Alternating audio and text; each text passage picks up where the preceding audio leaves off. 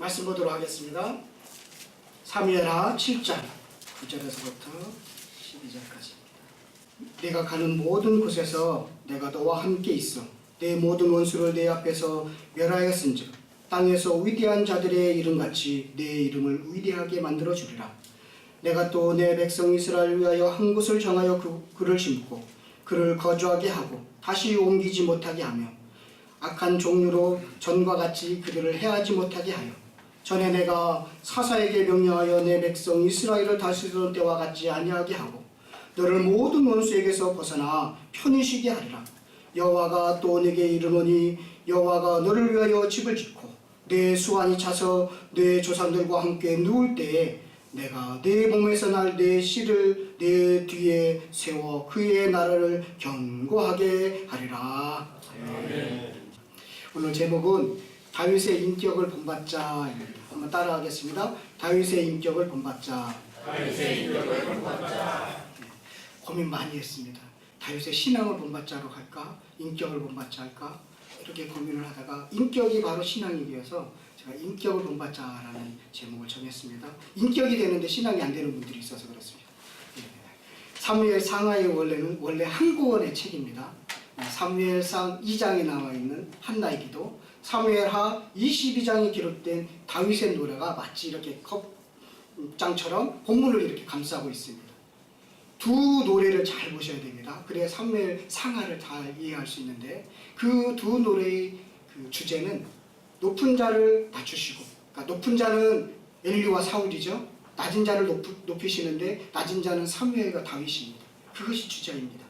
그 하나님께서 절대 주권을 가지시고 그대로 그렇게 하시는 모습이 바로 사무엘 상하의 주제이기도 하고, 아주 그것을 놓치면 그냥 개인 얘기들밖에 들을 수 없는 그런 책이라는 걸 명심하시기를 바라겠습니다. 그래서 사무엘에 등장하는 인물들을 알면 많은 신앙의 지혜를 배울 수 있습니다. 엘리와 사울, 사무엘과 다윗은 다 하나님을 믿는 신자입니다. 하나님을 모르는 분들이 아닙니다. 그러나 그 네 명의 삶은 각각 달랐습니다. 네 명의 삶을 들여다보면 우리도 어느 누구의 유형을 닮아가고 있다는 사실에 놀라지 않을 수 없습니다. 우리가 꼭 닮아가야 하는 인물은 다윗인데, 그것도 사무엘상 16장에서부터 사무엘하 10장까지 기록된 다윗의 모습입니다. 사무엘하 11장부터는 다윗도 엄청난 가족 간의 불화를, 시련을 겪게 되거든요. 그 부분을 꼭 닮아가시기를 바라겠습니다. 그래서 사무엘하는 다윗의 치적만을 다루고 있습니다. 전반부와 후반부가 뚜렷이 이렇게 갈라지기 때문에 오늘은 1장부터 10장까지 전반부, 그리고 11장부터 나머지는 후반부인데요. 전반부는 아주 좋은 모습을 다루고 있습니다. 그런데 11장 이후부터는 다윗이 시련과 아픔으로, 아들의 배신으로 어려움을 겪어요. 그래서 너무나 달라져서 전반부만 나눠서 좀 설교를 할 계획입니다. 다음 주에는 후반부를 설교할 것입니다. 다윗이 가장 행복했을 때는 언제라고 생각하십니까? 여러분, 다윗이 언제 가장 행복했을까요? 아마도 목동에서 양을 치던 시절이 아니었을까 생각을 합니다. 골리앗을 죽인 이후에 이 정치에 뛰어드는 다윗은요, 쫓겨다니고 그리고 망명생활하고 생명의 위험을 겪고 자식이 먼저 죽고 배반하는 험악한 세월을 보냈습니다. 마치 야곱이 그렇게 보낸 것처럼요. 그렇지만 끝까지 신앙의 길에서 떠나지 않은 다윗은 그 마지막에 하나님을 향한 노래로 인생을 마감하는 것을 볼 수 있습니다. 마치 야곱과 참 비슷하다라는 생각이 듭니다. 사람은요, 끝이 좋아야 하는데 다윗은 하나님의 지켜주심으로 끝이 아름답게 끝나는 것을 보게 됩니다. 이처럼 다윗은 하나님의 마음을 합한 왕이었습니다. 하나님을 대신해서 백성을 통치하는 대리 통치자였습니다. 그런 왕이었습니다. 그러면 하나님이 세운 이 다윗의 인격과 오늘 신앙을 좀 살펴보려고 합니다. 그리고 우리도 다윗처럼 가정의 대리통치자로, 직장의 대리통치자로, 아니면 국가의 대리통치자로 세움을 받았는데 어떤 인격과 신앙을 소유해야 하는지 그것을 좀 생각하면서 결단하는 그런 시간이 되기를 간절히 바라겠습니다. 먼저 첫 번째입니다. 다윗은 사람을 보는 안목이 있었습니다. 사람을 보는 신앙적인 원칙을 갖고 있었습니다. 그것을 알려준 몇 가지 사건들을 제가 보도록 하겠습니다. 첫 번째, 다윗이요, 사울에게서 쫓겨다닐 때 그 야당, 들랴 무리당, 들로 막 헤매고 다닐 때 그 야당 시절에는요, 환난당한 자, 빚진 자, 마음이 원통한 자, 이 400명이 따랐습니다. 야당 시절에는 다윗을 찾는 기업인이나 정치인들이 없었습니다. 사과박스를 가져다 주는 그런 사람도 없었습니다. 다윗도 가난하고 힘들었습니다.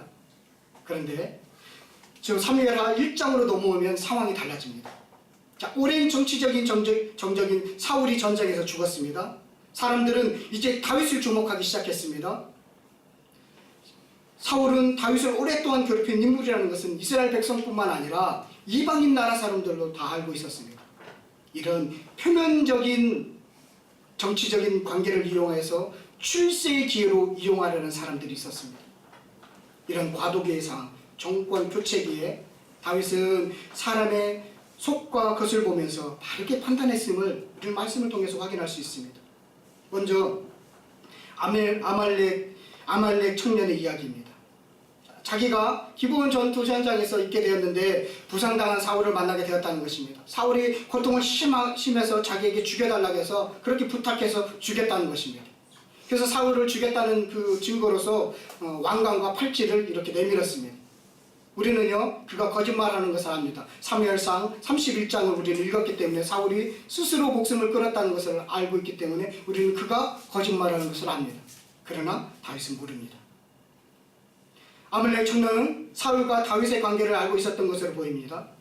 다윗이 사울과 정적 관계에 있으니까 사울을 죽였다고 하면 다윗이 좋아하고 그리고 자신에게 포상금을 주든지 아니면 한 자리 내어줄 것이라고 그렇게 생각했던 것으로 보입니다. 우리나라에서도요, 이 정치인들이 대통령 선거가 되면 최선을 다하는 모습을 보죠. 그 자기가 지지하는 그분이 대통령이 되면 자기도 한 자리 가질 거라고 생각 때문에 그렇게 지지하는 것입니다. 대통령이 되면요 80자리를 줄 수 있는 그런 권한이 된대요. 한 80여 개 자리를 줄 수 있다고 합니다. 대통령 임으로. 하지만 아말렉 청년의 계획은 산산이 부서졌습니다. 다윗의 태도는 보통 사람과 달랐습니다. 사람이 죽었다는 소식을 듣자, 사울이 죽었다는 소식을 듣자 자기 옷을 찢으며 슬퍼하면서 울며 금식했습니다. 의외의 반응입니다. 전혀 아말렉 청년이 기대하지 않았던 반응이었습니다. 아마 아말렉 청년은 당황했을 것으로 보입니다. 이어서 다윗은요, 야, 여호와의 기름 부은 자를 죽인 이 아말렉 청년을 어떻게 할까 하다가 청년을 죽여버립니다. 사실의 긴 여부를 떠나서 그 청년이 하나님의 말씀을 어겼기 때문에 죽이는 것입니다. 다윗이 사리사욕에 휩쓸리지 않았기 때문에 사람을 제대로 볼 수 있었습니다. 만약에요, 다윗이 이익에 대해 있어서 또 개인적인 감정에 얽매여 있었다면 이런 현명한 판단을 내리지 못했을 것이라고 저는 성경을 보면서 생각을 해봤습니다. 개인적인 감정을 이용하는 악한 사람들에게 넘어가고 말았을 것이다 라는 생각이 들었습니다. 다윗은 말씀의 원칙에 따라서 사람의 보는 안목을 갖고 있었던 것으로 보입니다. 자, 또 다른 이야기를 한번 보도록 하겠습니다. 사울이 죽었습니다. 다윗이 유다 지파의 왕이 되었습니다. 같은 지파 사람이 어떤 사람이 다윗에게 찾아왔습니다. 다윗에게 환심을 얻고 싶은 사람으로 보입니다. 그가 정보를 제공합니다. 경계해야 할 사람이 있으니까 참고하라고 하면서 길리앗 야베스 사람, 이 사람들이 사울의 시신을 수습했어요. 장사를 치러줬어요. 그렇게 정보를 제공합니다. 자, 므낫세 지파의 사람들입니다. 므낫세 지파의 사람들은 이스라엘 땅에서 살고 있고 또 반은 그러니까 요단 동편에서 살고 있었습니다. 다 동족입니다. 그래서 무슨 일이냐 하면 우리 2장 4절을 한번 가서 보도록 하겠습니다. 유다 사람이 와서 거기서 다윗에게 이름을 두고 너에게 왕으로 삼았다. 어떤 사람이 다윗에게 말하기를 사울을 장사한 사람은 길르앗 야베스 사람이니라. 사울 왕의 시신과 왕자들의 시신이요 머리도 없는 채 벳산 성벽에 매달려 있었습니다. 그래서 요단강 동편에 있는 이 므낫세 사람, 길리앗 야베스에서 사는 사람들이 밤새도록 달려가서요 시신을 수습하고 장사를 지내주고 7일 동안 금식을 했습니다. 그것은 옛날 사울에게 은혜를 입었기 때문에 그렇습니다. 사울 왕이 처음 등극할 때 아주 초창기 때 암몬 사람들이 길리앗 야베스 사람들을 침략했습니다. 거의 이제 모든 사람들이 죽게 되는 위기의 상황에 이 사울이 성령이 충만해져서 같은 동족 사람들을 모아서 그 사람들을 구해준 일이 있습니다. 이 사건이 있었습니다. 하지만 다윗에게 말한 어떤 사람은요, 길리앗 야베스 사람의 행동이 기분이 나쁘다는 겁니다. 시대가 바뀌었는데 자꾸 사울 쪽으로 간다는 것이죠. 다윗을 따르지 않고 아직도 사울에게 정을 쏟고 있기 때문에 기분이 나쁘다는 것입니다. 그러니까 혹시 길리앗 야베스 사람들은 사울의 사람이지 다윗의 사람이 아니라는 것이죠. 그러면 경계해야 된다고 기뜸해주고 있습니다. 인재를 등용할 일이 있으면 그 지역 사람은 안 된다는 것입니다. 거기에 사는 문에서 사람들은 안 된다는 것입니다. 여러분, 지역 감정을 이용하고 있는 것입니다. 이렇게 안 넘어가죠? 다윗은요, 그 사람의 말을 듣지 않았습니다. 전령을 보내서 잘했다고 칭찬하면서 하나님이 은혜를 베풀 것이라고 축복까지 했습니다. 자, 우리 주변에도 다윗에게 말한 어떤 사람처럼 시기하고 고자질하듯이 참소하는 사람들이 있습니다. 이는 보통 사람들이 가지고 있는 마음입니다. 그러나 다윗은요, 한 차원 높은 수준이었습니다. 다윗은 사랑의 마음을 꿰뚫어 볼 수 있는 안목이 있었던 것으로 보입니다. 하나님이 이새의 아들 다윗을 만드니 내 마음이 너무나 좋다라고 한 이유를 알 것 같습니다. 우리가 성경을 읽을 때요, 특히 역사서를 읽을 때 이런 것을 배워야 합니다. 그들이 어떻게 성경적으로 행동을 했는지, 사랑의 말을 어떻게 듣고 판단했는지를 배워야 합니다. 우리도 다윗처럼 살아야 하기 때문에 그렇습니다. 다윗이요, 사랑을 보는 안목이 있었음을 알려주는 또 다른 이야기를 하나 더 보도록 하겠습니다. 4장에 기록된 내용입니다. 이제 사울의 아들 중에 전쟁터에 나가지 않고 살아있던 이스보셋이라는 아들이 하나 있었습니다. 이 이스보셋이 사울을 위해서 유다 지파를 제한 나머지 이스라엘을 다스리게 되었습니다. 이스라엘이라고 합니다. 다윗이 다스리는 곳은 남유다이고, 자, 이스라엘은 전체 남유다에 비해서 아주 엄청나게 큰 나라입니다. 아직까지도. 그런데 그 이스라엘에 두 군주관이 있었습니다. 두 명이 있었는데 사울과 같은 지파예요. 그러니까 친척이라는 것입니다. 이들이 배신을 했습니다. 그들은 침상에 있는 이스보셋을 살해하고 목을 베어서 다윗에게 가지고 왔습니다. 마치 중국 무협소설을 보는 그런 장면과 비슷합니다. 저는 그런 생각을 했습니다. 중국 무협소설은 그들을 받아주고 상을 주고 막 이러는데 다윗은 좀 다르게 행동했다는 것을 저는 깨달았습니다. 이들이 이렇게 생각했을 것입니다. 이렇게 행동을 옮기기까지는 많이 생각을 했겠죠. 아마도 그들은 쓰러져가는 이스보셋, 이스라엘을 따르기보다는 점점 강성해지는 다윗을 따르는 길이 시대를 앞서가는 행동이라고 판단했을 것으로 보입니다. 나라가 넘어가기 직전에 다윗에게 공을 세워서 한 자리 차지하자, 이런 생각을 가졌던 것으로 보입니다. 욕망이 있었던 거죠. 이들에 대한 다윗의 태도가 4장 10절에서부터 12절에 기록되어 있습니다. 제가 10절 읽을 테니까 여러분들이 11절, 12절 읽었으면 좋겠습니다. 전에 사람이 내게 알리기를 보라, 사울이 죽었다 하며 그가 좋은 소식을 전하는 줄로 생각하였어도 내가 그를 잡아 시글락에서 죽여서 그것을 그 소식을 전한 가품으로 삼았거든. 그런즉 내가 알리니 그 인주를 너에게 갚아서 너희를 끝까지 없이 하지 아니하겠느냐. 12절이요. 청년들에게 명령하되 곧 그들을 죽이고 수족을 베어 헤롯의 공무가에 가지고 이스보셋의 머리를 가져다가 헤롯에서 아브라함의 이름에 대장하였다. 이처럼 다윗은요, 사람을 보는 원칙이 있었습니다. 다윗은 사울에게 쫓겨날 때나 아말렉 청년을 처리할 때나 지금 두 군 지휘관을 처리할 때나 동일하게 말씀의 원칙을 떠나지 않았다는 것입니다. 이것이 다윗이 사람을 보는 안목이 여기에 있었습니다. 성도 여러분, 왕과 같은 높은 자리에 오르면 그 자리를 이용하려는 사람들이 있습니다. 우리들은 다윗의 이야기를 들으면서 다윗처럼 행동할 것이라고 자신 있게 말을 합니다. 하지만 막상 그 자리에 앉아 있으면 다윗처럼 사람을 본다는 것이 쉽지 않다는 것입니다. 왜냐하면 다 가면을 쓰고 접근하기 때문입니다. 중심을 속이고 접근하기 때문입니다. 좋은 이야기, 걱정해주는 것처럼 말하고 위로해주는 것처럼 이야기하면서 접근하기 때문에 우리는 다 속아 넘어갑니다. 겉으로 보면 친구와 같습니다. 이때 사람들을 보는 안목이 필요합니다. 다윗은 말씀에 따라서 사람의 중심을 꿰뚫어 봤습니다. 사사로운 이익을 쫓지 않았습니다. 신용을 중요시했습니다. 듣기 좋은 말에 휩쓸리지 않았습니다. 다윗이 사람을 보는 신앙의 안목을 갖고 있는 것처럼 여러분들도 그런 신앙의 안목을 갖고 있는 다윗과 같은 사람들이 되시기를 간절히 축원드리겠습니다. 자, 이런 행동을, 이런 안목을 갖기 위해서는 성급하게 행동하지 않고 하나님께 묻는 신앙이 있었기에 다윗은 가능했던 것으로 말씀을 보면 확인할 수 있습니다. 우리 2장 1절에 가서 한번 보도록 하겠습니다. 그의 다윗이 여호와께 여쭈어가되 내가 한 성으로 올라가니까 여호와께서 이르시되 올라가라. 다윗이 아니되 어디로 가리이까 이르시되 헤브론으로 갈지라. 사울이 죽자 주위 사람들이요, 이제는 이스라엘 전체를 먹어도 됩니다. 욕심이 납니다. 할 수도 있습니다. 바뀌었습니다, 상황이. 그런데 다윗은요, 유다 조그마한 지파의 왕으로만 올라갑니다. 그것도 하나님께 묻고요. 자, 하나님께 묻고 대답을 기다리는 신앙을 갖고 있는 한 인간의 이익에 끌려 실수하는 일을 줄일 수 있다는 것입니다. 우리 안에 계신 성령님이 생각나게 하고 바른 길로 이끌기 때문입니다. 안목을 기르기 위해서는 다윗처럼 기도하는 습관이 필요합니다.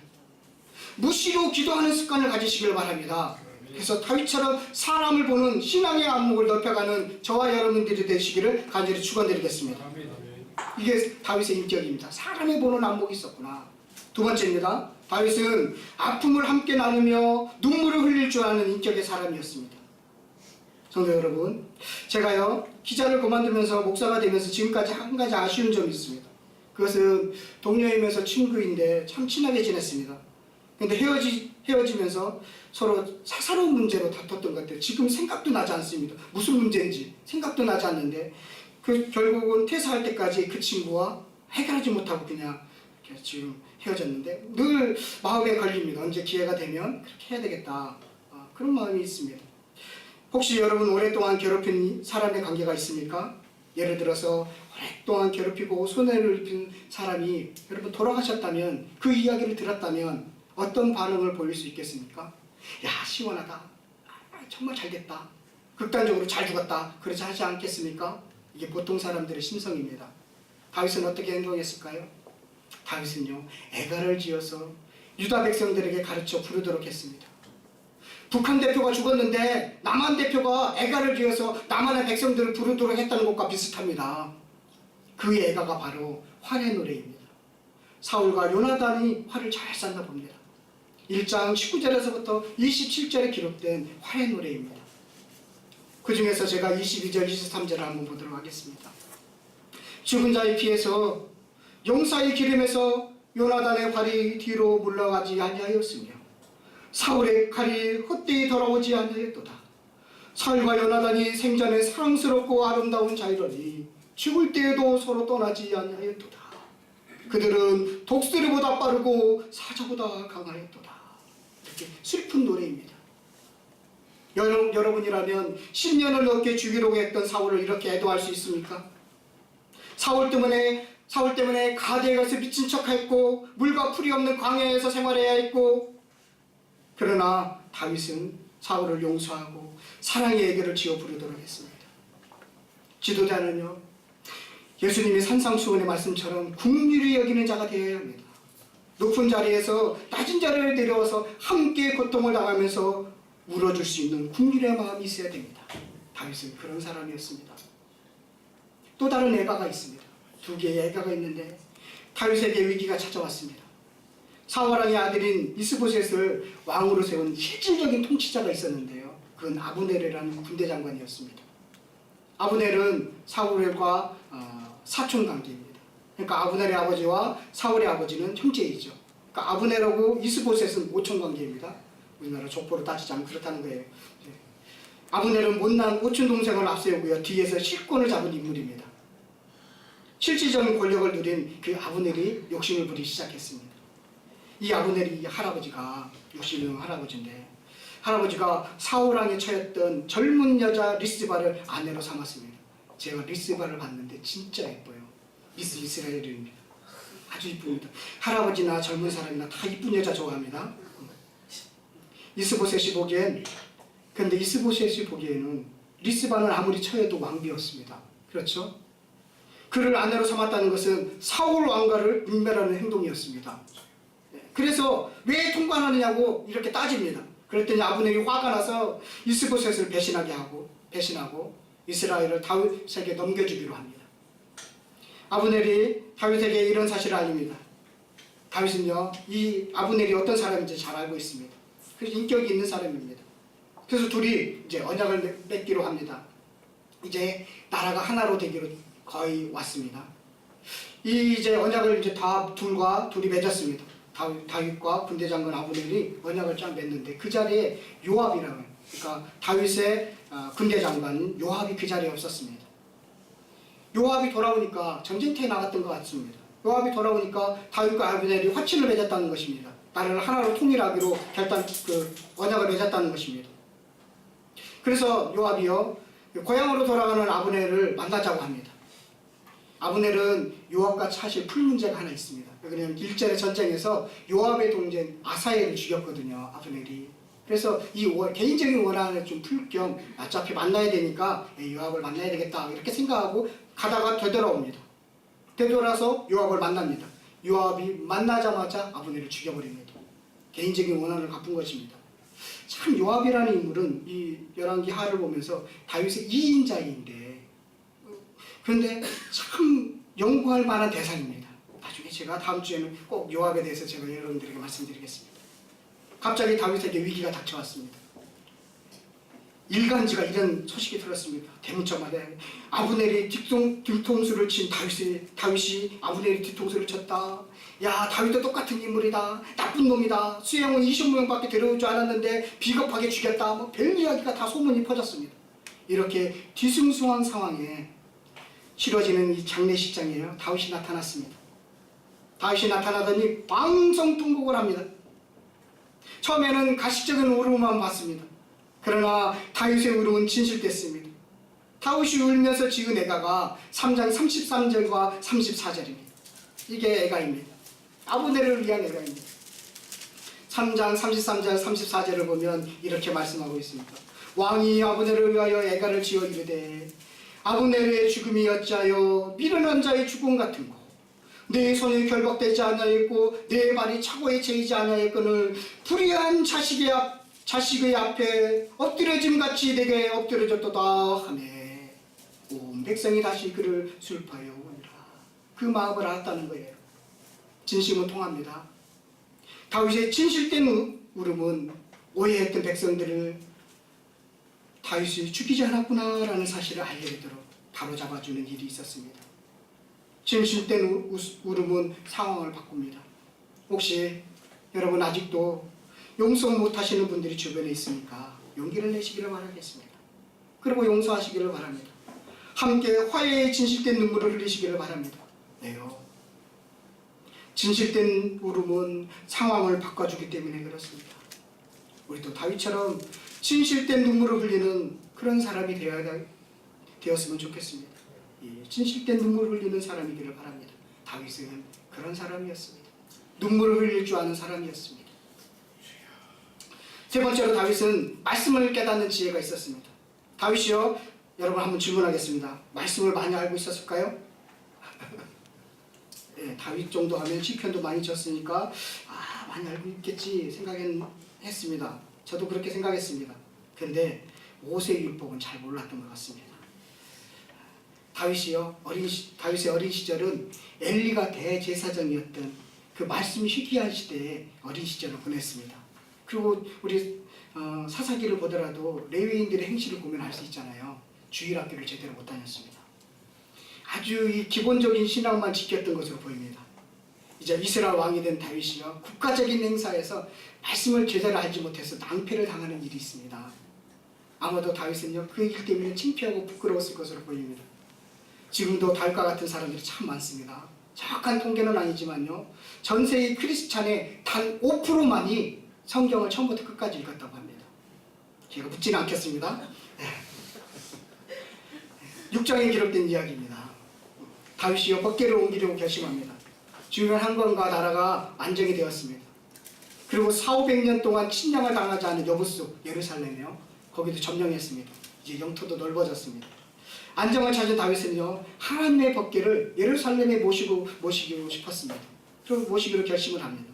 이때는 언제 이 법궤는요, 엘리 제사장 알죠? 홈리와 비누아스, 이 나쁜 놈들, 이놈들이 전쟁에 이기려고 가지고 나갔다 빼앗긴 법궤입니다. 지금까지 찾아오지 못한 거예요. 그래서 법궤를 옮기려는 일에 3만 명의 군인을 동원했습니다.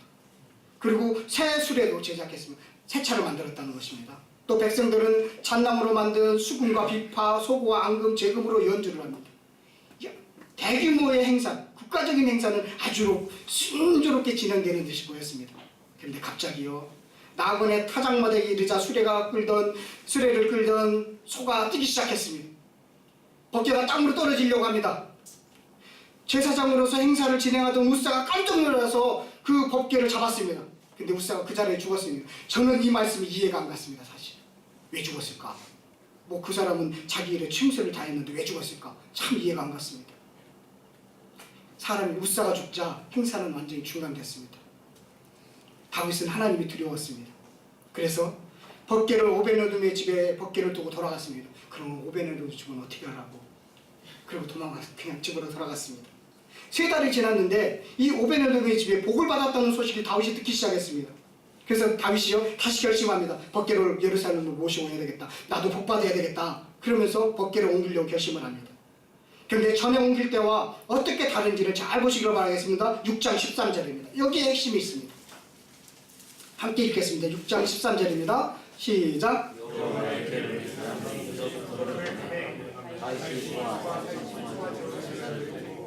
예.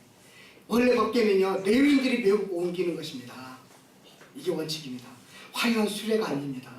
수많은 사람들의 환호성이 아닙니다. 겸손한 자세로 높여드리면서 옮기는 것이 법궤인 것입니다. 이 사실은요 다윗은 몰랐던 것으로 보입니다. 처음에. 그런데 큰 시련을 겪으면서 성경 공부를 열심히 한 것 같아요. 그러면서 알은 것 같습니다.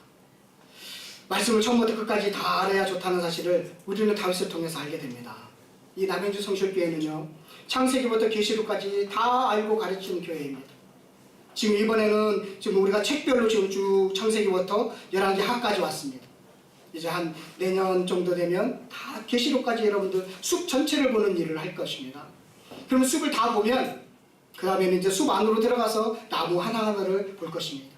그래서 다윗과 같은 실수를 하지 않도록 할 것입니다. 이것이 남양주 성실교회의 비전입니다. 다윗에게 배울 점은 모르면 다시 말씀을 공부하는 태도입니다. 그래서 다시 실수하지 않는 겸손한 자세를 배우는 것입니다. 말씀을 새롭게 깨닫는 지혜입니다. 이런 지혜가, 이런 자세가 저와 여러분들에게도 함께 있기를 축원드리겠습니다. 마지막으로 4번째입니다. 하나님을 향한 뜨거운 마음이 있습니다. 다윗에게는 오늘 본문의 말씀입니다. 사실은 8절부터 17절까지 다 읽어야 되는데요. 이것이 다윗의 언약으로 알려져 있습니다. 하나님은 약속의 하나님이신데 다윗에게 영원한 왕조를 내가 지켜주겠다라고 약속한 내용입니다. 성경에 중요한 언약들이 있습니다.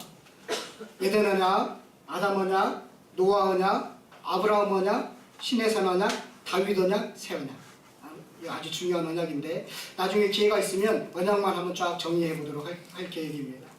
하나님은 약속을 하면 반드시 지키시는 신실하신 분임을 언약을 통해서 우리는 배울 수 있습니다.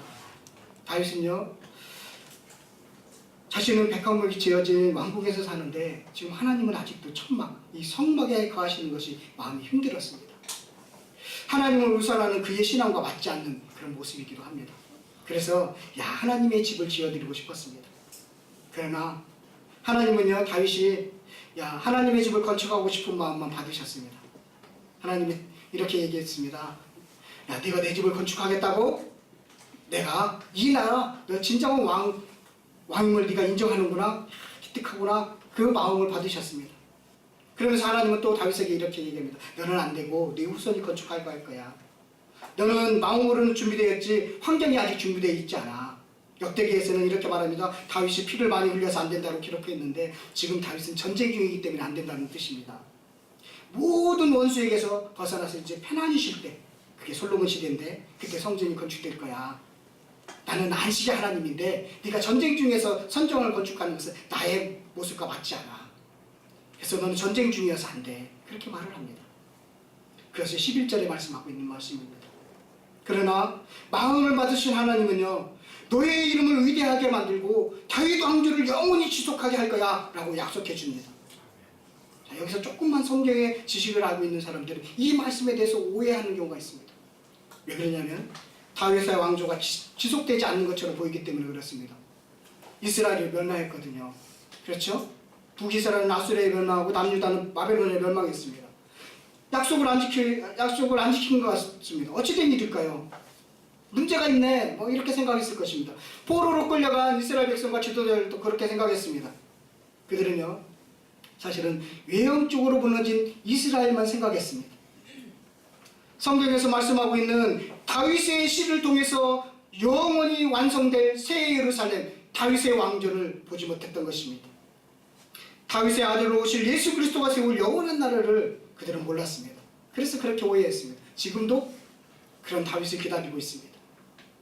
하나님은 예수 그리스도를 통해서 다윗의 언약을 지키셨습니다. 결론을 맺도록 하겠습니다. 다윗의 인생을 통해서 하나님이 어떤 사람인지를 알게 됩니다. 하나님이 어떤 사람에게 복을 주기를 원하는지를 알게 됩니다. 목동에서요, 이스라엘 왕이 되기까지 다윗은 하나님께 묻는 신앙으로 살았습니다. 말씀의 원칙을 어려울 때나 좋을 때나 변함없이 지켰습니다. 다윗은 서두르지 않았습니다. 욕심 부리지 않았습니다. 다윗처럼 살아서 여러분들도 복을 받으시기를 바라겠습니다. 하나님이 함께해서 점점 강성해지는 다윗처럼 여러분의 삶도 그렇게 되시기를 간절히 축원드리겠습니다. 하나님이 함께 하시는 것은요, 우리에게 달려 있습니다. 우리가 잘못하면 하나님이요, 민망해서 함께 하실 수 없습니다. 마치요, 불량 청소년들이 담배를 피우고 있는데 이 점잖은 어른들이 그 옆에 있을 수 없잖아요. 창피스러워서 그 자리를 피합니다. 마찬가지입니다. 우리가 거룩하지 못하면 하나님이 창피해서 같이 있을 수가 없는 것입니다. 진정한 영성은 다윗처럼 삶에서 하나님을 묻고 살아가는 삶입니다. 사람을 대할 때 진실되게 대하고 어려움을 겪는 사람과 함께 울어줄 수 있는 인격이 바로 진정한 영성인 것입니다. 또한 하나님의 말씀을 바로 알고 하나님을 우선하는 것이 바로 진정한 영성인 것입니다. 하나님은 다윗의 마음만 바꿔도 이렇게 엄청난 복을 주셨습니다. 하나님은요, 우리가 사랑합니다 말만 들어도 기뻐하셔서 복을 주시는 분입니다. 하나님은 우리가 하나를 드리면요, 기본이 100배입니다. 좀 마음에 안 들으면 60배고 아주 마음에 안 들으면 30배를 복을 주시는 분이 하나님이십니다. 기본이 100배를 주시는 분입니다. 하나님은 그런 분이십니다. 여러분, 이번 주에 부탁드리겠습니다. 다윗처럼 살기를 한번 실천해 보시기를 간절히 축원드리겠습니다.